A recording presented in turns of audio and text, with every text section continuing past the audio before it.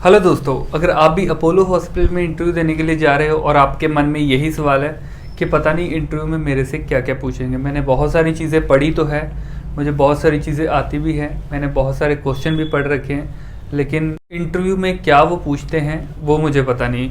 और बहुत सारे दोस्त जो कि हेजिटेशन की वजह से ही रह जाते हैं, बहुत सारे दोस्त हैं जिनको नॉलेज होने के बाद भी वो बोल नहीं पाते, इसी चक्कर में वो रह जाते हैं। तो बहुत सारे कारण हो सकते हैं आपके इंटरव्यू ना क्लियर करने के। तो इस वीडियो में हम बात करने वाले हैं कुछ ऐसे क्वेश्चन की जो कि फ्रीक्वेंट पूछते हैं, और वहाँ पे एक मेरा दोस्त पिछले रिसेंट 1-2 दिन पहले गया था, तो उनको इंटरव्यू के दौरान कुछ क्वेश्चन पूछे थे, वो मैं आपके साथ शेयर करने जा रहा हूँ। तो वीडियो को शुरू से एंड तक पूरी जरूर देखना, आपको बहुत ही अच्छी अच्छी चीज़ें सीखने के लिए मिलेगी और बहुत सारे अच्छे अच्छे क्वेश्चन मिलेंगे। क्या पता आपकी नेक्स्ट इंटरव्यू में यही सारे क्वेश्चन आ जाए। तो वीडियो के साथ शुरू से एंड तक जरूर बने रहना। वीडियो अच्छी लगे, मेरा काम अच्छा लगता है तो आप मेरे जो सपोर्ट कर सकते हो, आप मेरी वीडियो को लाइक और अपने दोस्तों के साथ शेयर कर सकते हो, जिसके साथ सबकी हेल्प होगी। तो बिना टाइम वेस्ट करे सीधे चलते हैं क्वेश्चंस के ऊपर। तो जो फर्स्ट क्वेश्चन उन्होंने पूछा था कि कौन कौन सी हाई रिस्क मेडिसिन है जो आप दे सकते हो पेशेंट को। तो इसमें एक ये तरीके से उन्होंने क्वेश्चन पूछा था कि वार्ड में आप कौन कौन सी दे सकते हो और आईसीयू में आप कौन कौन सी दे सकते हो। सबसे पहले अगर आईसीयू की बात करें तो आईसीयू में कोई भी ऐसी हाई रिस्क ड्रग जो भी आपके पास है, आप हर वो ड्रग आईसीयू में दे सकते हो। और अगर आईसीयू में कौन कौन सी ड्रग्स की बात करें तो कोई भी आप 8-10 ड्रग्स जो है आप याद कर लेना, उसके नाम याद करके रख लेना, क्योंकि वहाँ पे आपको यही सारी चीज़ें बोलनी होती है और आप कन्फ्यूज़ हो जाते हो। तो इसके लिए आपको इसको रिमाइंड करने के लिए क्या कर सकते हो, देखो अगर जैसे आपने अगर तो काम करा है, आपको बहुत सारी मेडिसिन आपको वैसे ही याद होगी, लेकिन वहाँ पे आप भूल जाते हो कि कौन सी है। कोई भी वो आपसे क्वेश्चन पूछता है, जैसे मान लो मुझे कोई क्वेश्चन पूछता है कि अपने इमरजेंसी ड्रग्स बताओ कौन कौन सी है, तो मैं क्या करता हूँ, अपने दिमाग को मैं सीधा इमरजेंसी ट्रॉली में ले जाता हूँ, जो कि मैं डेली चेक करता हूँ। तो वहाँ से मैं याद करता हूँ कि मैं क्या क्या चीज़ें चेक करता हूँ, सारी चीज़ें मैं अपने दिमाग में सोचता हूँ कि ये सारी ड्रग्स है, मैं उनको बता देता हूँ।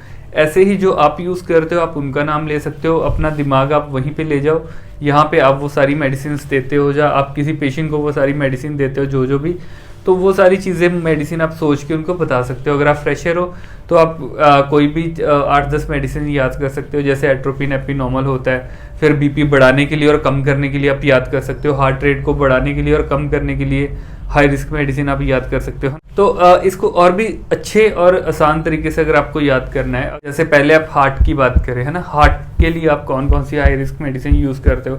हार्ट के साथ बीपी भी रिलेटेड होता है, हार्ट के साथ हार्ट की रिदम भी रिलेटेड होती है। तो सबसे पहले अगर बीपी के लिए अगर हम हाई रिस्क की बात करें तो इसके लिए आप 3-4 मेडिसिन है जो बढ़ाने के लिए याद कर सकते हो, और 2 मेडिसिन है जो कम करने के लिए याद कर सकते हो। अगर बढ़ाने की बात करें तो आप नॉरेट, डोपामिन, डोबिटामिन, है ना, वैसोप्रेसिन, और भी बहुत सारी दवाइयाँ हैं जो बीपी बढ़ाती है, ठीक है।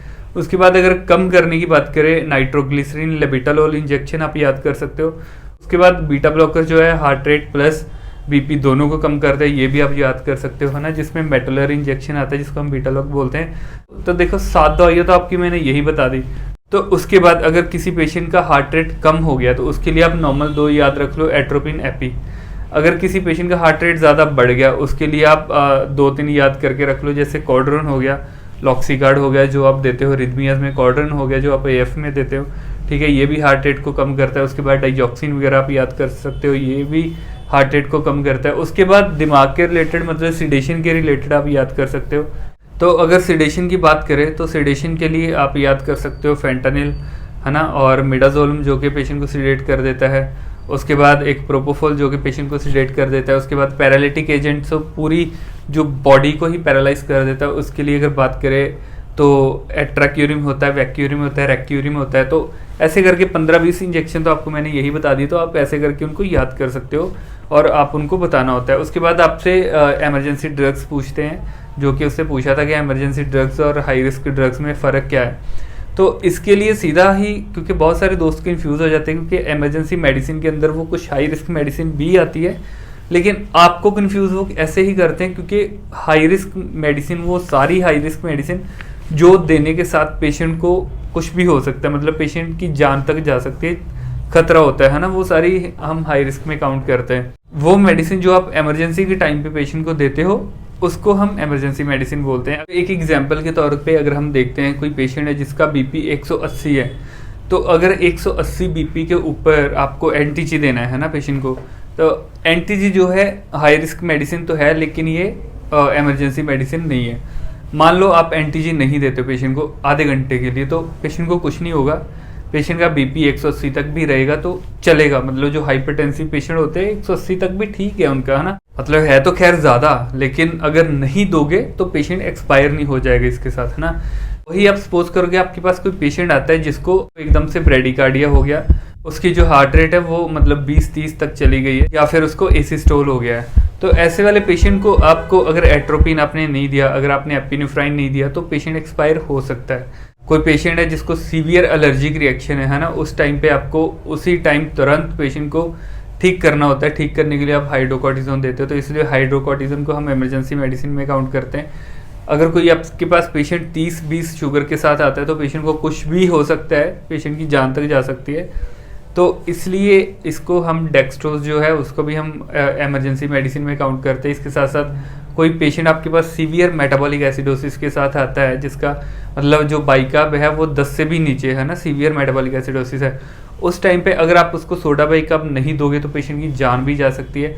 इसलिए सोडा बाइकार्ब को हम ईयर मेडिसिन में रखते हैं इमरजेंसी पे। तो ये सारी कुछ दवाइयाँ हैं जो कि इमरजेंसी के टाइम पे आपके काम आती है, अगर आप नहीं देते तो पेशेंट की जान जा सकती है, तो इसलिए इसको हम इमरजेंसी मेडिसिन बोलते हैं। और दूसरी सारी दवाइयाँ हम हाई रिस्क में काउंट करते हैं, है ना। ये सारे क्वेश्चन सोच के अगर आपको ये मन में हो रहा है कि कौन कौन से हॉस्पिटल में कौन कौन से क्वेश्चन पूछते हैं, तो इसलिए अगर आप टेंशन ले रहे हो कि मुझे पता नहीं कौन से क्वेश्चन आएंगे, मेरी पता नहीं कैसी तैयारी होगी, मेरी पता नहीं इंटरव्यू क्लियर होगी कि नहीं होगी, ये आपकी हेजिटेशन को, ये आपके डर को ख़त्म करने के लिए मैंने अभी एक रिसेंट में नया कोर्स बनाया है। इस कोर्स में आपको वो हर क्वेश्चन मिलेगा जो कि हॉस्पिटल्स में आता है। तो मेरे पास बहुत सारे पेपर्स है, बहुत सारे क्वेश्चंस है जो कि हॉस्पिटल में पूछते हैं, जिनकी मैं अपने पास रिकॉर्डिंग करके रखता हूँ, फिर अपने स्टूडेंट्स को देता हूँ जो भी मेरे कोर्स में एनरोल करते हैं, प्लस उनकी रेफरेंस का मैं देके भेजता हूँ जो भी मेरे कोर्स में एनरोल करते हैं। तो अभी तक 11 स्टूडेंट है जिन्होंने एनरोल करा है, उसमें से 9 स्टूडेंट जो मैं ऑलरेडी उनको करवा चुका हूँ, तो 3 स्टूडेंट बाकी हैं जिनको मुझे और करवाना है, और ये मेरा कोर्स अभी भी चल रहा है। तो अगर आप भी सोच रहे हो कि नेक्स्ट वीक में मैं भी इंटरव्यू देने के लिए जाऊंगा, तो मैं भी चाहता हूं कि मेरी फर्स्ट इंटरव्यू क्लियर हो जाए, मुझे ज़्यादा इधर उधर ना भटकना पड़े और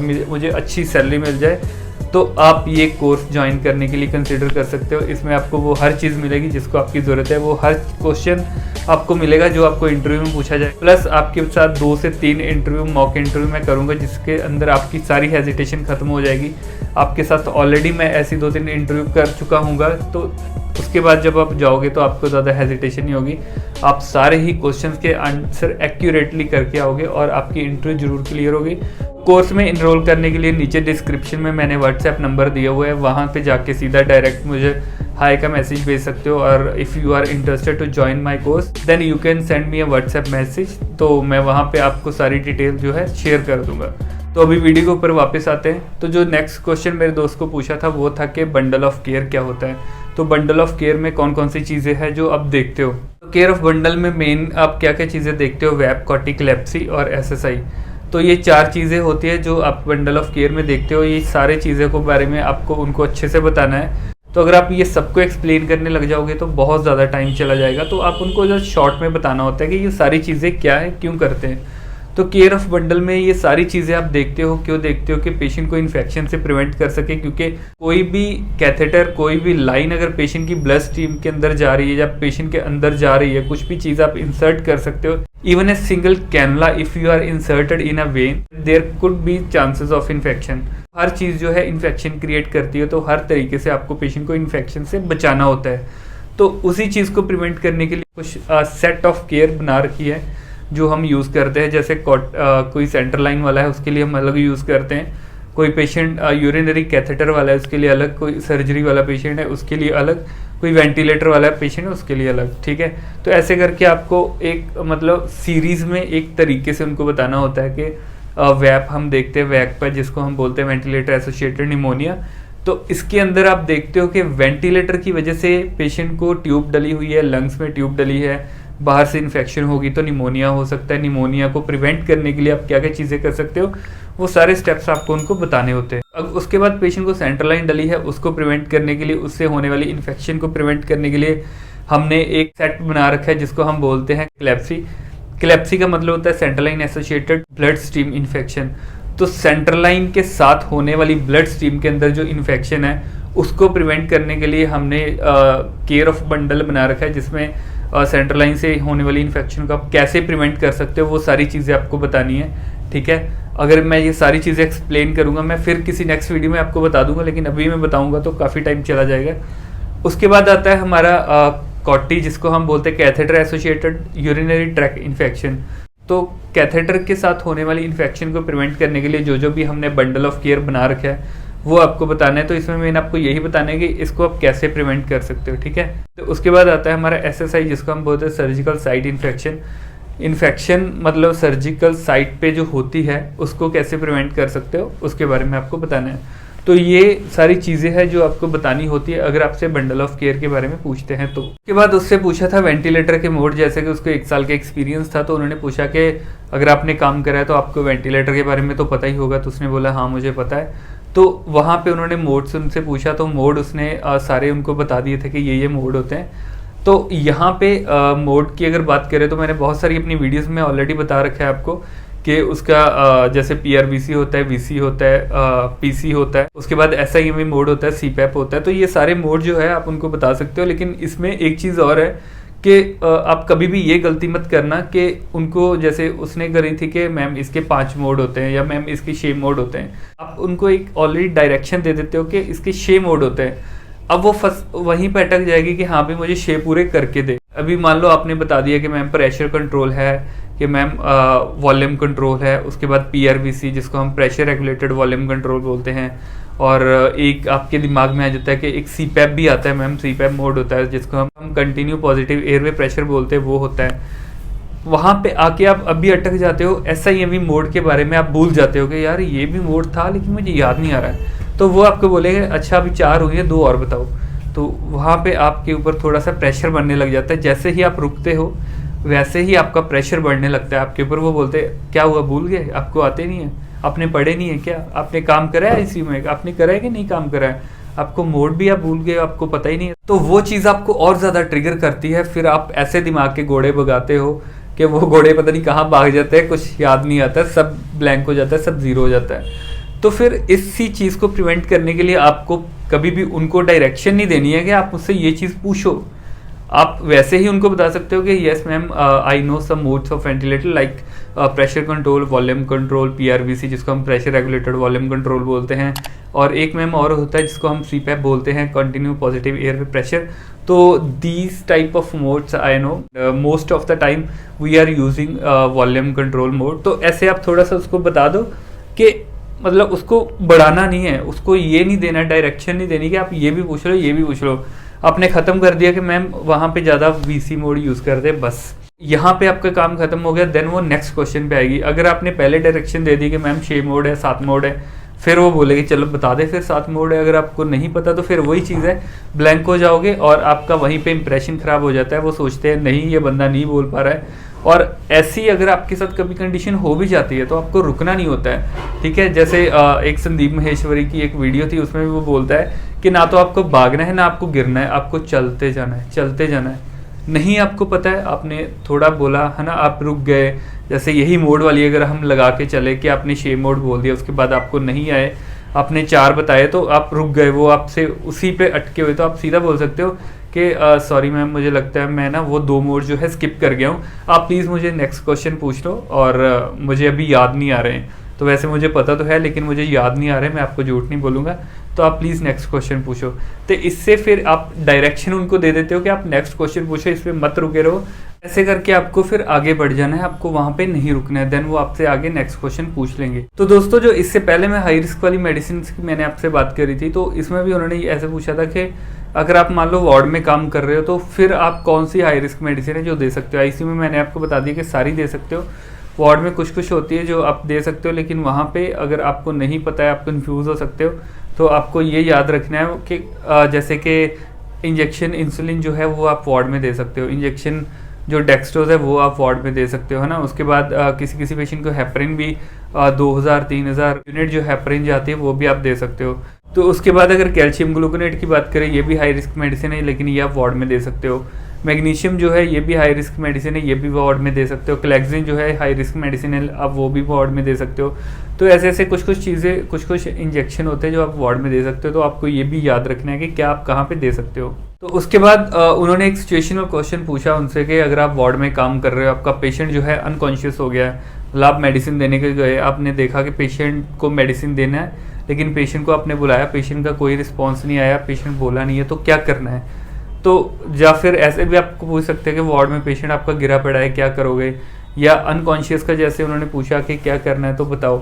तो वहाँ पे आपको क्या बोलना होता है कि देखो नॉर्मली क्या होता है कि जैसे ही पेशेंट आपका कोई रिस्पॉन्स नहीं करता, आप पेशेंट को हिलाते हो, वार्ड में होते हो ना, कि हेलो सर, हेलो मैम, जो भी उनका नाम है वो नाम लेके आप बुलाते हो, हिलाते हो, पेशेंट नहीं रिस्पॉन्स कर रहा है, तो देन आपको क्या करना है, पहले उनकी पल्स चेक करनी होती है। कैरोटिड पल्स आप चेक करते हो, अगर आपको फील हो रही है तो ठीक है, नहीं फील होती, आपको पल्स नहीं फील हुई, तो इसका मतलब है कि कार्डियक अरेस्ट है। तो आपको क्या करना है, तुरंत उनका CPR स्टार्ट करना है और शाउट करना है, हेल्प के लिए बुलाना है। तो उसी टाइम जो भी अटेंडेंट हो गया वहाँ पे या जो भी होगा, तो स्टाफ आपकी आवाज़ सुन के आएगा। आपको CPR नहीं बंद करना है किसी भी हालत में। उसके बाद आपके स्टाफ आते हैं, दूसरे स्टाफ आते हैं, डॉक्टर्स आते हैं, तो उनको आपको बोलना है, तो दूसरा जो स्टाफ आएगा उनको आपको बोलना है कि डॉक्टर को बुलाओ, प्लस कोड ब्लू करो, प्लस क्रैश कार्ड लेके आओ। तो ये सारी चीज़ें वो स्टाफ करेगा, कोड ब्लू करेगा, फिर डॉक्टर को बुलाएगा, क्रैश कार्ड लेके आएगा, देन वो क्रैश कार्ड लेके आएगा, फिर डॉक्टर उनको बताएगा ये मेडिसिन दो, एट्रोपिन दो, एपी दो, ये दो। तो वो एक स्टाफ ने देना है, लेकिन एक स्टाफ ने याद रहे CPR कभी भी बंद नहीं होना चाहिए जब तक आपकी कोड ब्लू टीम नहीं आती। देन उसके बाद कोड ब्लू टीम आती है, उसके बाद जो है आप पेशेंट उसको एक तरह से हैंड ओवर कर देते हो। उसके बाद वो CPR करें, वो अकॉर्डिंग टू ACLS CPR करते हैं, फिर वो इंटूबेट करते हैं, मेडिसिन देते हैं, वो सारी चीज़ें वो करते हैं।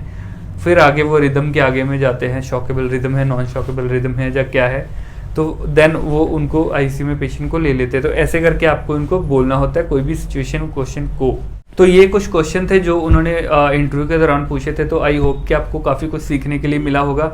आपका कॉन्फिडेंस बहुत मैटर करता है, तो इसलिए जब भी आप बोलते हो तो कॉन्फिडेंस के साथ बोलो जो भी बोलते हो, और श्योरिटी के साथ बोलो। बाकी अगर आपने कोर्स ज्वाइन करना है तो नीचे मैंने व्हाट्सएप का नंबर दिया हो, you can directly message on that number on WhatsApp. Then I will give you all the information about my course. If you really want to join or really want to enroll in my course, then text me. तो I hope कि आज की video से काफ़ी कुछ आपको सीखने के लिए मिला होगा। अगर वीडियो अच्छी लगे तो वीडियो को लाइक कर देना, अपने दोस्तों के साथ शेयर जरूर करना, ताकि उनको भी कुछ बेनिफिट हो, कुछ सीखने के लिए मिले, उनकी भी इंटरव्यू क्लियर हो जाए।